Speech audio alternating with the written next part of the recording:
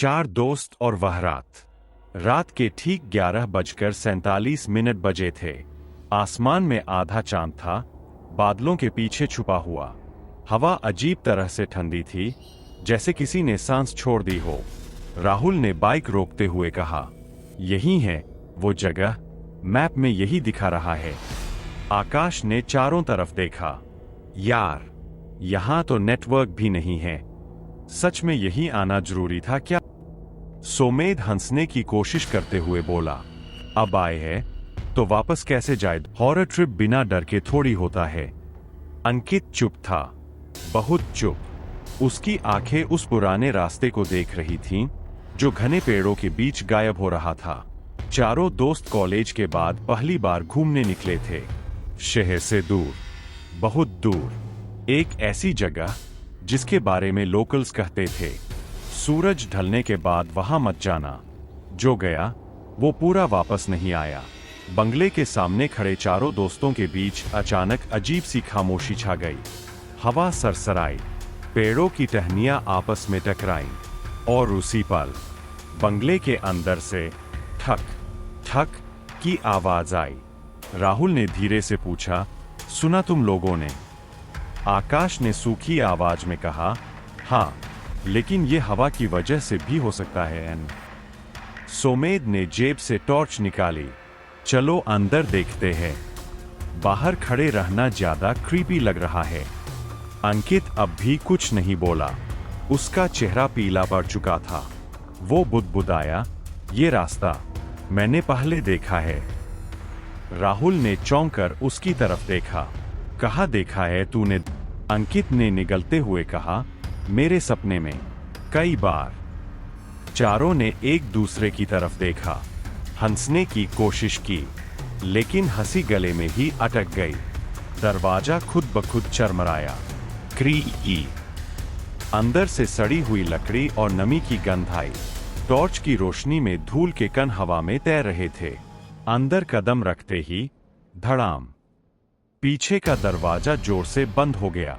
आकाश चीख पड़ा, अरे ये क्या था? राहुल ने दरवाजा खींचा, खुल नहीं रहा। सोमेद ने हंसी उड़ाने की कोशिश की, रिलैक्स यार, ओल्ड हाउस है, हवा से बंद हो गया होगा। लेकिन उसी पल सीढ़ियों से किसी के उतरने की आवाज आई, थक थक थक। अंकित ने फुसफुसाया, ये भी मैंने सपने में सुना था। सीढ़ियों के नीचे एक साया उभरा, पहले सिर्फ पैर, फिर घुटने, फिर पूरा शरीर। लेकिन उसका चेहरा नहीं था। जहां आंखें होनी चाहिए थीं, वहां गहरे काले गड्ढे। मुंह की जगह एक लंबी दरार, जो धीरे धीरे खुल रही थी। आकाश की टॉर्च हाथ से गिर गई। भागो! चारों उल्टी दिशा में दौड़े, लेकिन बंगले के अंदर रास्ते बदल चुके थे। जो गलियारा सीधा था, वो घूमता चला गया। कमरे एक जैसे, दरवाजे एक जैसे, हर दीवार पर अब नए निशान थे, खून से लिखे हुए शब्द, वापस नहीं। सोमेद फिसला और गिर पड़ा। उसका पैर किसी चीज। असली अंकित चीख पड़ा, ये मैं नहीं हूं। साया मुस्कुराया, मैं वही हूं जो पहले आया था। बंगले की लाइट एक पल को जली, और अगले ही पल अंधेरा। सुबह लोकल्स ने देखा, बंगले के बाहर 3 बाइक खड़ी थीं। 3 दोस्त बेहोश पड़े थे। अंकित कहीं नहीं था, और दीवार पर ताजा लिखा था, एक पूरा लौट नहीं पाया। तो बताओ, अगर तुम्हें मौका मिले, क्या तुम उस रास्ते पर जाओगे? वो घर जो आज भी सांस लेता है। यह कहानी है उत्तर भारत के एक छोटे से कस्बे की। नाम है सोनपुर। सोनपुर बाहर से बिल्कुल आम लगता है। दिन में बच्चे खेलते हैं, शाम को चाय की दुकानों पर भीड़ रहती है, और रात में लोग अपने दरवाजे जल्दी बंद कर लेते हैं, क्योंकि सोनपुर में एक घर है। लोग उसे सांस वाला घर कहते हैं। मेरा नाम अमन है, उम्र 28 साल, दिल्ली में नौकरी करता हूं। पापा की मौत के बाद पहली बार गांव लौटा था। माँ ने फोन पर बस इतना कहा था, बेटा घर आ जा, कुछ ठीक नहीं है। मैंने ज्यादा सवाल नहीं किए। रात की ट्रेन पकड़ी। सुबह 5 बजे सोनपुर पहुंचा। स्टेशन से निकलते ही अजीब सा सन्नाटा था।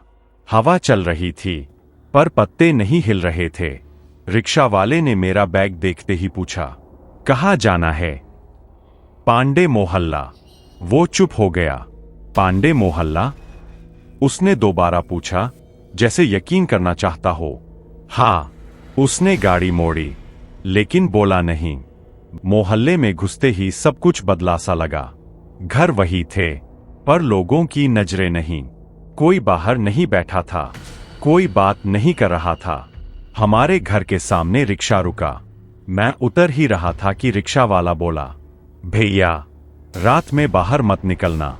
मैंने हंसने की कोशिश की। क्यों? उसकी आंखें अजीब थीं। क्योंकि वो घर जाग जाता है। मैंने पीछे मुड़कर देखा। हमारे घर के ठीक सामने वो पुराना हवेली नुमा घर। बचपन में उसे खाली बताया गया था पर आज उसकी खिड़की खुली थी। माँ बहुत कमजोर लग रही थी, आंखों के नीचे काले घेरे, आवाज में डर। मैंने पूछा, माँ क्या हुआ है? वो बोली, तू उस घर को मत देखना। कौन सा घर? माँ ने मेरी आंखों में देखा, वही जो देख रहा है। रात हुई, करीब 2:17 मैं जाग गया क्योंकि किसी ने सांस ली थी मेरे कान के पास। नहीं, कमरे में नहीं, घर के बाहर। उठा, खिड़की के पास गया। सामने वही घर, अंधेरा लेकिन अंदर कुछ हिल रहा था। और फिर हूं जैसे कोई बहुत पुराना आदमी सांस ले रहा हो। मेरे रोंगटे खड़े हो गए। अचानक खिड़की में एक चेहरा दिखा, बिना आंखों का, सिर्फ खाली गड्ढे। मैं पीछे हट गया और तभी मेरे कमरे का दरवाजा अपने आप बंद हो गया। सुबह माँ ने मुझे चाय दी। हाथ कांप रहे थे। मैंने साफ साफ पूछा, माँ उस घर में क्या है? माँ रोने लगी, तेरे पापा उसी घर की वजह से मरे थे। मैं सन्न रह गया। माँ ने बताया, 20 साल पहले उस घर में एक परिवार रहता था, पिता, माँ और 2 बच्चे।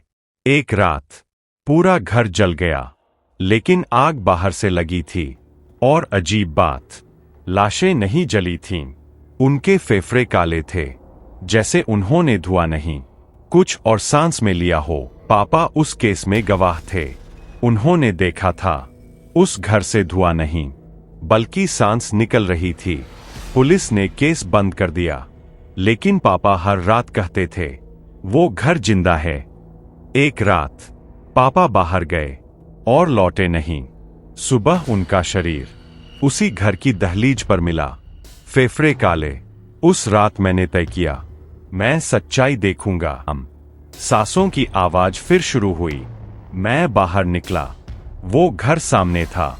दरवाजा अपने आप खुला। अंदर अंधेरा नहीं था। अंदर दीवारें हिल रही थीं, जैसे किसी के सीने की तरह। अंदर हर कदम पर आवाज, धड़क धड़क। घर सांस ले रहा था। एक कमरे में पहुंचा। वहां 4 परछाइयां थीं। एक ने मेरी तरफ देखा और बोली, अब तुम्हारी बारी है। मैं भागा लेकिन दरवाजा गायब। और फिर मेरे फेफड़े जलने लगे। सुबह मैं सड़क पर पड़ा था। लोग जमा थे। माँ रो रही थी। डॉक्टर बोला, फेफड़ों में जलन है लेकिन आग नहीं। मैंने उस घर की तरफ देखा। वो बंद था, जैसे कभी कुछ था ही नहीं। आज मैं ये कहानी लिख रहा हूं दिल्ली में, लेकिन हर रात के 2:17 पर मेरे कमरे में कोई सांस लेता है, मेरे कान के पास। और खिड़की के बाहर वही घर खड़ा है। तो दोस्तों, कैसी लगी आपको ये स्टोरी?